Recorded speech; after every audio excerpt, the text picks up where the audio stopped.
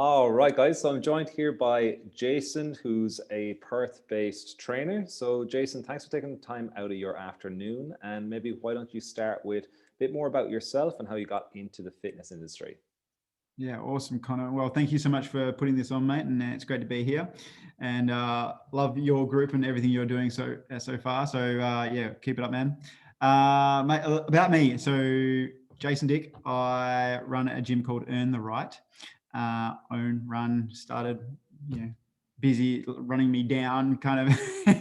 But that's what I do. It's a gym where we focus mainly on movement and strength-based principles, right? So it's not a big 24/7 gym. We don't have any machines.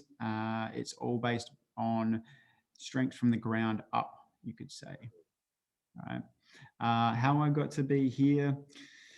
The fitness industry is a funny one, isn't it? Perth born and bred. So I grew up wanting to become a phys ed teacher. I did my degree and did that for like 6 months of teaching, and then I was like, nah, this is not what I want to do. Yeah. And throughout my degree, I was a personal trainer, and um, How just long kept have you been a trainer for now? yeah, don't ask that question. You show your age. Yeah, no, like 15 years, I think. Yeah. Yeah, you're a rare breed, mate. It So, depends how old I think I am. yeah, yeah. How old I remember I am.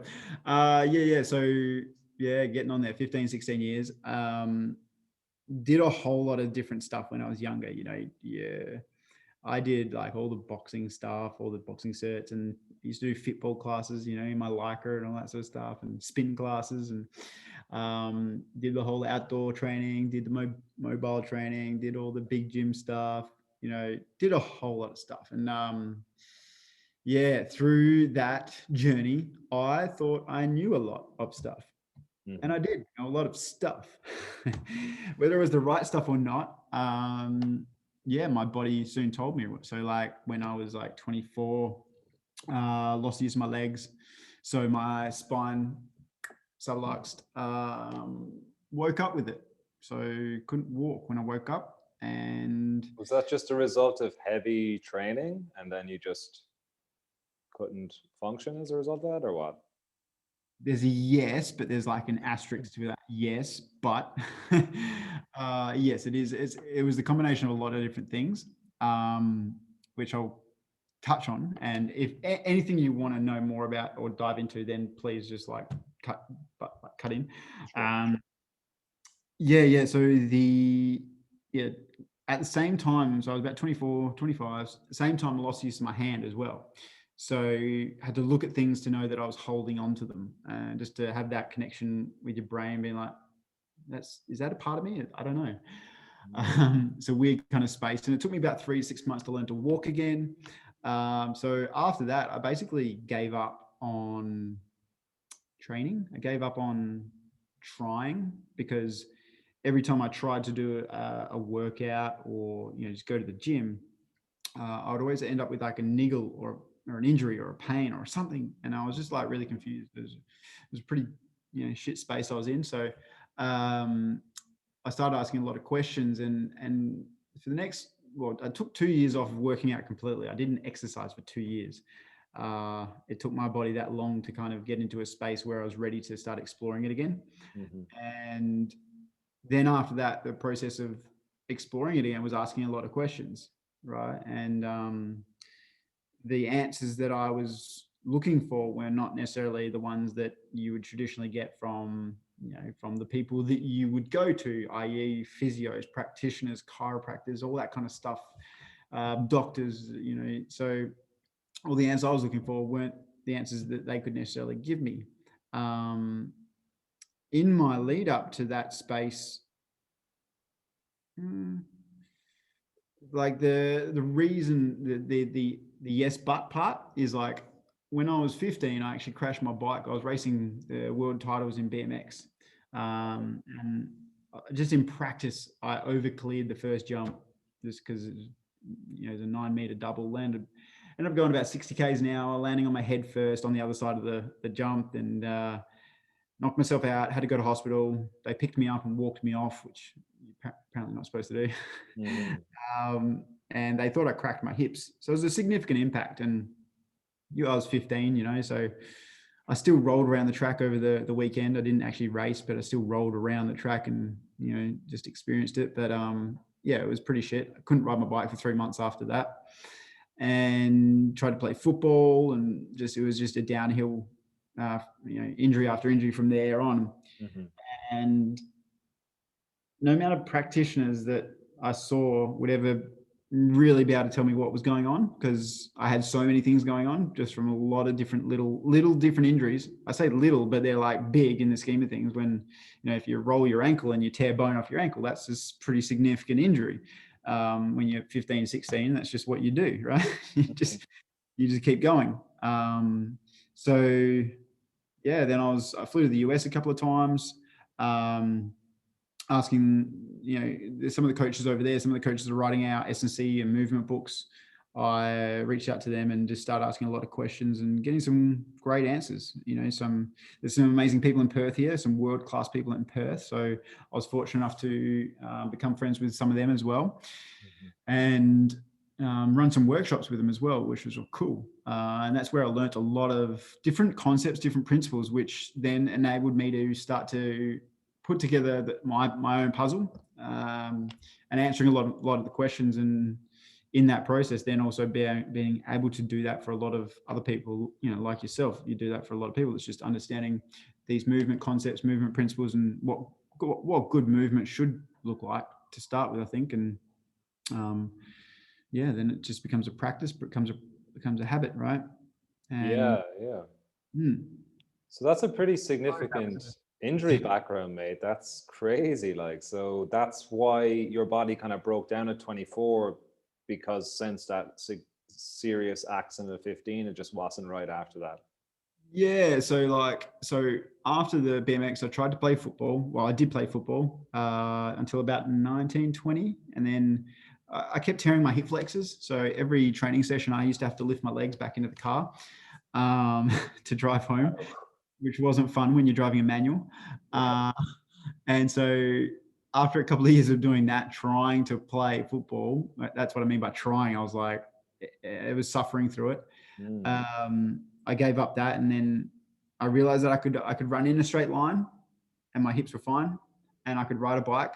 So I took up triathlons, and I set myself a goal in 12 months. I wanted to do an Ironman. So I swam for 12 months, and my first swimming experience was 400 meters. It was horrible. I almost drowned.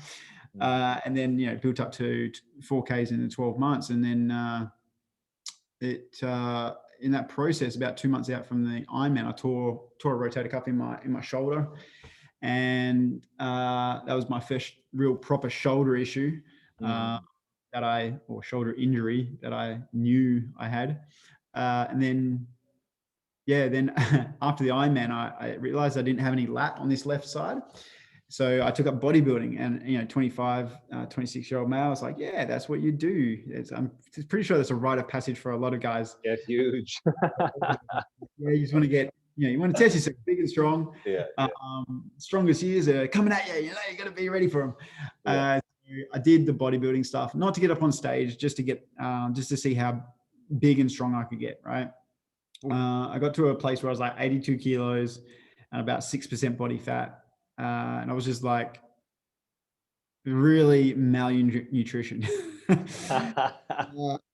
eating poor vegetables and not great meat all the time, but just lots of meat and lots of protein. It wasn't great. So I was in a pretty bad state health-wise. And then that's when, like at that peak, I was lifting the heaviest and thought I knew what I was doing. I'd done my Olympic lifting cert and thought I was doing the right stuff. But yeah, just my body, after all the injuries and continually training around those injuries, had built up to a point where, I was actually doing an exercise that a chiropractor suggested at the time, which I think was not great for me because I didn't understand the concept of breathing. Breathing mechanics and how important that was for your spine health. So I think that was what really caused it. That was on the back end of him sticking 3 needles in my spine and sending me into shock while I was on the table. So Right. that wasn't. So that was like 27, 28. And what Yeah. happened then? What injury happened? Then I dislocated my shoulder. I think it was about 29 when I dislocated it. It was my Bucks weekend. I was being an idiot. That was totally self-inflicted. Yeah, yeah. But yeah, and then so then I dislocated my shoulder, and that's what really made me ask even more questions, as in like, not how do I keep training around this, but how do I regain like strength? How do I regain movement? How do I regain control? Like it was a complete shutdown, starting from zero and building my way back up there, which then led on to, it was about an 18-month journey. I started documenting it actually, which I put into like a book, right? Because I'm like, if I figure this out and it actually works, then people are going to want to know how I did that, and then I'm going to be able to help people be able to do that. So I did that, and it just kind of evolved into like what we discuss is like becoming the shoulder guy. Yeah. People at my gym just started calling me the shoulder guy because I always wanted to help people with their shoulders, and I'm like, yeah, like, oh, cool, let's try this, let's do this, and they're like, oh wow, yeah, that's cool. I was like, yeah, this is cool stuff. So that's what drew me to just really liking shoulders. I kind of feel like I understand them a bit. Yeah, yeah. Well, you've definitely surpassed me with injuries, mate. So well done on that.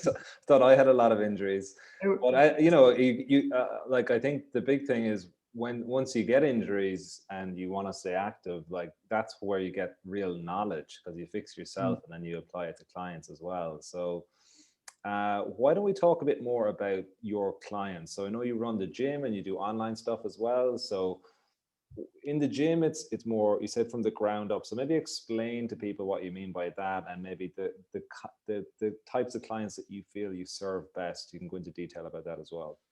Yeah, cool. So from the ground up, we spend 99% of our day on our feet, right? Sadly, some people also do it on their butt as well, sitting down, which we're doing right now. Yay! But the standing on the feet thing, so connected to the ground. When we're talking about strength training, especially if you discuss it with powerlifters, it's transfer of force through tissues, right? Mm-hmm. So how do you affect optimal transfer of force through tissues? Let's say through your base of support, right? So just the whole shooting a cannon from a canoe kind of analogy, right? Have you heard that one before? Yeah. Yeah. Unstable surface, cannonball is supposed to go forward, but if you shoot it off a canoe, unstable surface, the canoe goes backwards. Mm-hmm. That really started resonating with me. I'm like, okay, so if I'm trying to teach people how to squat, just bend down and pick something up, or deadlift and, just bend over and pick something up, and they're falling over, then it's like, well, I'm missing something here. If they're not, just don't have a stable platform to move their center of mass around, and I can't load them. It's telling me that their brain is not, it's freaking out. They're going to fall over. So it's like threatening to their survival just from trying to teach people how to bend over or squat down, right? So that started making me research more about the foot. In my own experience, I dropped a kettlebell on my toe. Well, I didn't drop it on my toe. It rolled out of my car, and it was 12 kilos and dropped on my big toe. So I thought I popped it, but I didn't. But I couldn't walk on that toe for 6 months. Wow. Right. That changed my gait pattern. And I'm still recognizing that now and restoring that now. Like this was, I think I was like 21, 22 when that happened. And on my other foot, I had like a Morton's uroma, I think they call it. When I was doing the Ironman, I was actually like, it felt like a stress fracture in my foot, in my metatarsal on my foot. So I've got confused feet. And I started recognizing all this stuff just with my own feet. It's like, oh, I can't do that with my foot. Why can't I do that? And the answer to that is because, one, I didn't challenge it. I didn't use it. Two, because of the injuries. Three, because these days we're not, we're too comfortable. So flat ground, cushy shoes, destroying everyone's just connection with their foot, which is unfortunate. But a lot of restoring movement starts at the feet. I work closely with like the anatomy trains concept. Yeah. So Thomas Myers stuff. Yeah. yeah, the fascial lines, and we work with that stuff. So, 5 of the 7 lines starts from the foot, ends in the skull. And it's like, okay, if people have got more often than not, if people have got headaches, in the front of their head, then I say roll out your feet and their headache gets better. Very interesting. I have a lady who came to me with chronic back pain after seeing neurosurgeons and all these guys that want to stick needles in her and fuse nerves and all this crazy shit. And 4 sessions in, the 4th session, I rubbed out her feet, went through her feet, and pain went from 5 to 2 out of 10. The next session, pain went from 5 to 0 out of 10. Mm-hmm. It's like just from rubbing out her feet. So it's like, okay, there's something here. I already knew that there was something there, but it's like for people to have that realization that how connected they are to the ground determines how well they move and then how strong they can become. Mm-hmm. That's huge. And I don't think we even realize it enough yet. And definitely it's nowhere near mainstream enough yet. But as you know, we're getting there. We're fighting a good fight. Yeah. With the fitness industry, it's definitely starting to shift in a way that people aren't just trying to get huge. Not everyone's trying to get huge or ripped. So I think more and more people just want to feel better and not feel sore and tight and not confident in their body's ability. So it's definitely starting to shift. And I think the good thing about online coaching is, like, I worked in in Ireland when I worked in a gym. It was just a small little gym. It wasn't like a big PT gym.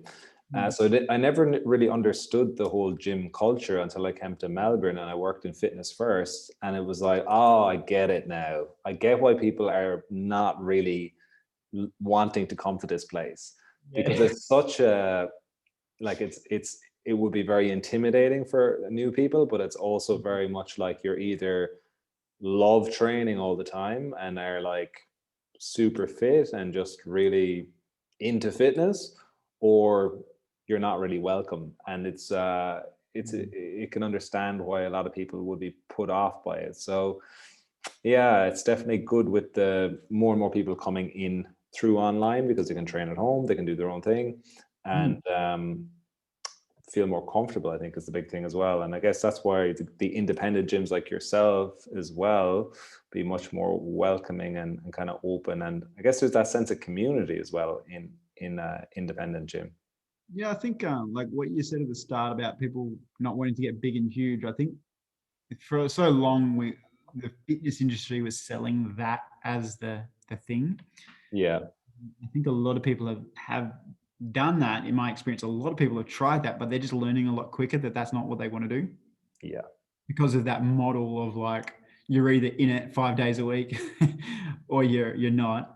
But it's like it's just unsustainable. And Yep. these days everything's getting faster and more stressful, and people are just going everywhere crazy. So it's an interesting space.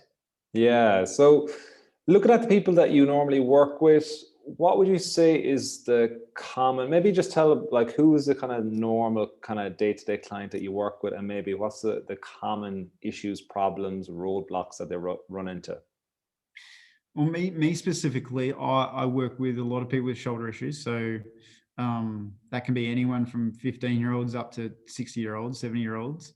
There's no real kind of like cliche niche person, 30-year-olds, but we tend to find that the 35 pluses are who we help best, just because they're in that space in life where they don't want to do the 5 days a week smashing themselves, and they're ready to understand or connect with their body a little bit more, I suppose, and they've got the wisdom to be open. Yeah. Open is different. So that's like, so with the earn the right, again, like it's kind of funny.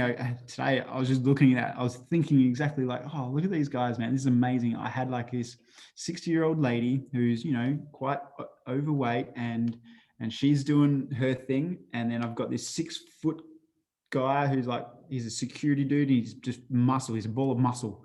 And I was like, he's ripped to shit, and he's just doing his own thing. They're both doing their different scaling of the same exercise. Yeah, love it.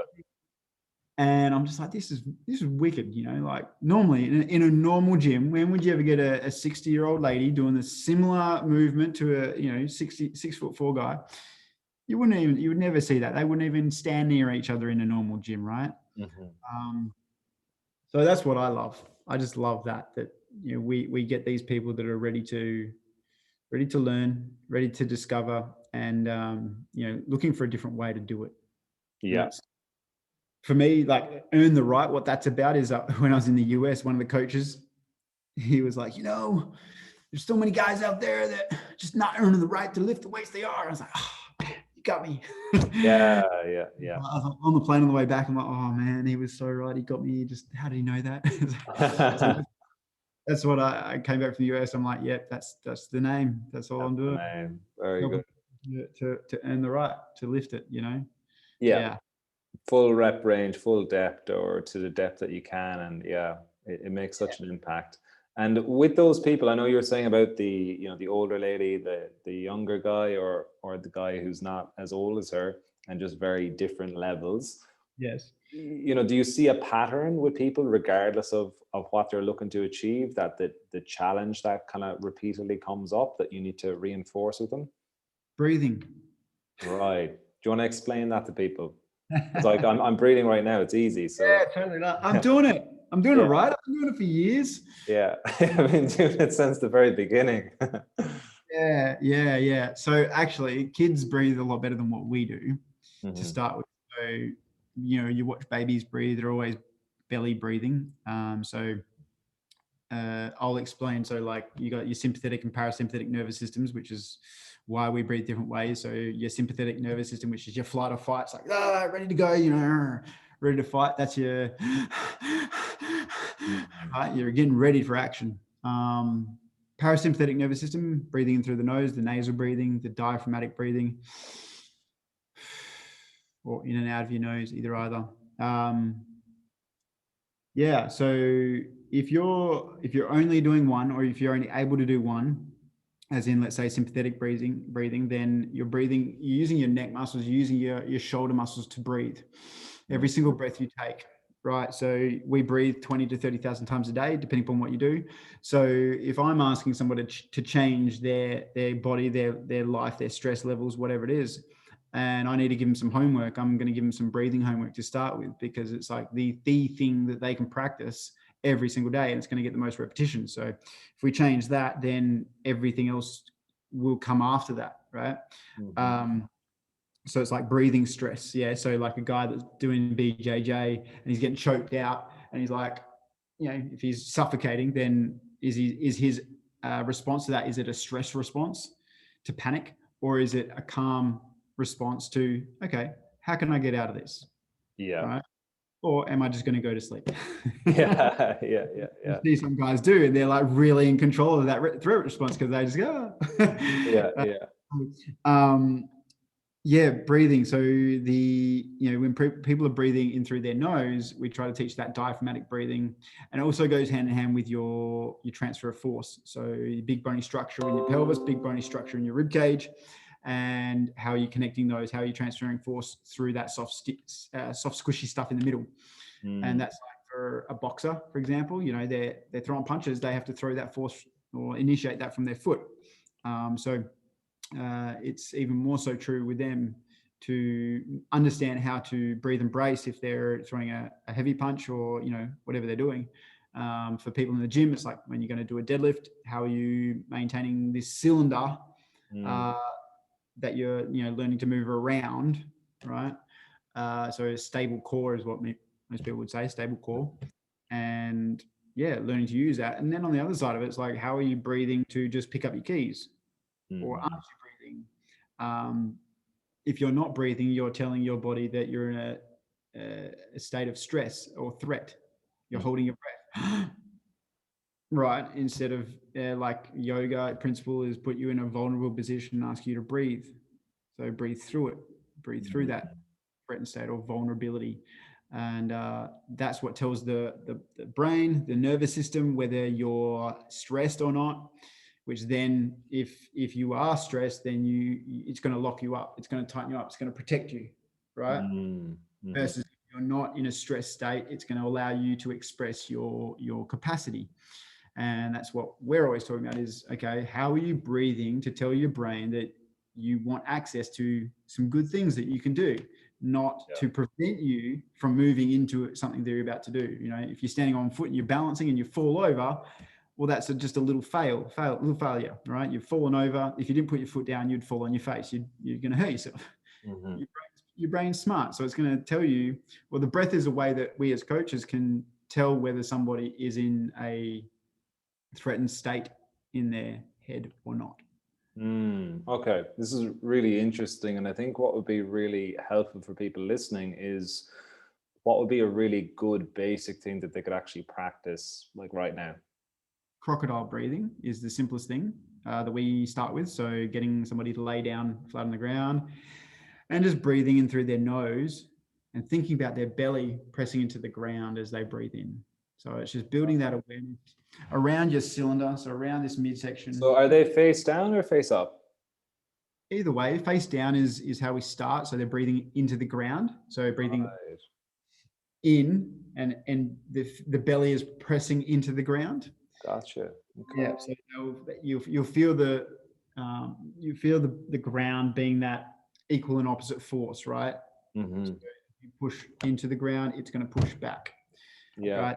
That then helps to build the awareness here in the brain for that pattern, so that when you come up or when you stand up, can you still maintain that? And that is the biggest challenge, I think, for a lot of people that we start with. It's like the skill transfer, the transferability isn't there. Mm-hmm. They can do it laying down. Everyone can do it laying down. Laying down, there's a less threat of you falling over. Mm-hmm. When you stand up, all of a sudden, some people's brains go, shit, what do we do?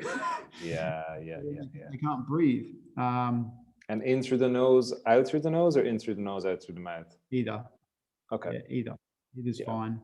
And so that's where we start, right? And the other little thing that we do, like if people are going to work, obviously you don't want to lie down at work and do a breathing reset, but you can just tie like a shoelace around your waist or a belt around your waist and just use that as a breathing cue. That's a good tip. Yeah. Yeah, it's like power lifters, weightlifters, they put belts on to do, bodybuilders put belts on to do bicep curls, Yeah. So like it's that tactile feedback of what can you breathe into that's going to push back to create that cylinder. Gotcha. And it gives you a tactile cue in your brain. That's how we kind of start. Cool. Yeah, that's really interesting. I think that'll be really helpful.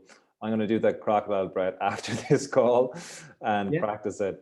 So you should feel like so we call it 3-point breathing into the belly first, so into your belly button. So you're breathing out in the front first, then you should feel your obliques expand. And at the back, you should feel like your QLs. Gotcha. Just at the back there, little nuggets there. So you're expanding that breath all the way around the cylinder, right? Yeah, it's really good to see this now because I did yoga back in 2014, 2015, and there was a lot of pranayama in that in yoga, of course. But then I saw Steve Maxwell in Melbourne 2016, I think. He's the first trainer that I actually saw. He spent the whole workshop talking about breathing. That was all we did for the day. And that was a really cool year because I did that as well. He came to Perth. Very good. The reason why he was in Australia, I think, was because one of the guys I spoke, mentioned that, we got some world-class people in Perth. Yeah, we got the best. His name's Paul Wolkowinski, and he's an Indian clubs guy. Okay. Oh, and Steve Maxwell's into that as well, yeah? Right, so he's the world's best in that. So he goes and teaches the Indians how to swing their Indian clubs. But yeah, Steve came over to Perth to go and catch up with Paul, and I caught wind of that, and then we set up a workshop, and we're like, it was just breathing. So all this stuff I'm talking to you about, yeah, that's where we started with the breathing, and I've dived into it even more since that. But yeah, like that sort of opened my eyes up to like, oh wow, this is powerful stuff. Yeah, especially when you see people like with that level of knowledge and experience being like, this is the number one thing that you should be focusing on. So yeah, it's good. And then obviously Wim Hof has kind of blown the lid off it over the last few years as well. So let's talk, because we're getting a bit caught on time. So I want to go through two things with you, and you might be giving me the same answer for this question that you just gave me. But imagine there's a guy watching this or a girl watching this, and they're 30s, 40s, and they haven't really done a huge amount over the last year and a half with COVID, with restrictions, with stress, with just routine gone out the window. What would be the first thing you'd recommend them to do now if they're just looking to get started with stuff? What would be the first thing? Crikeys. It's an open-ended, big. It's a big question. Yeah, you can learn to breathe is good, okay, but that's not going to take you so far. But I wouldn't suggest going for a run. That's not great. I wouldn't suggest going to get obliterated by a personal trainer in a big gym. That's not necessarily a great idea either. I would start to explore your feet. What's your connection with the ground? Start there, and then how are you moving from that? If you talk to anyone like yourself or myself, a movement coach, they're gonna just check out how you move, right? How can you squat? Can you squat? How are you negotiating standing up to getting down to the ground? How are you doing that? I'm not sure if you've seen there's actually been a study done on like can you stand up and sit down without using your hands, right? Yeah, it's a Brazilian study, if I remember. Yeah, as a cause of like all mortality. So if you want to live longer and live stronger, you got to learn to move better. Yeah. And that's all I would say is first. Like, don't go sit on machines. Don't just go and pound the pavement. That stuff's not going to make you better. Just learn to move better, and then you will get stronger as a result of learning to move more efficiently and optimally. Your body just adapts much better. Like a gymnast, they don't train their biceps; they just get big biceps as a matter of doing the right stuff for their sport. Yeah, so true.